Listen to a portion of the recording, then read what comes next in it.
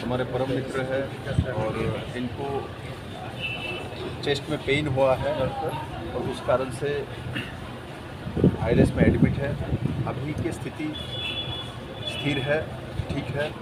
मैंने उनको रेस्ट लेने की सलाह दी है और मेरा पूर्ण विश्वास है बहुत जल्दी ठीक होके अपना दायित्व जो काम करते हैं, जो भी उनका दायित्व वो पालन करेंगे और राज्य के हित में इनके जो स्वभाव के तहत डेवलपमेंट और जो सबके साथ मिला के काम करने की मानसिकता, उस मानसिकता को आगे बढ़ाएं।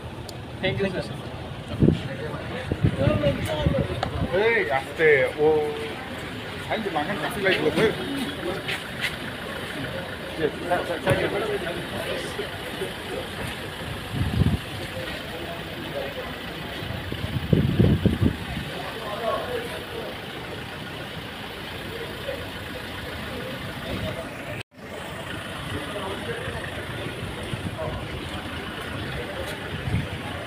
President.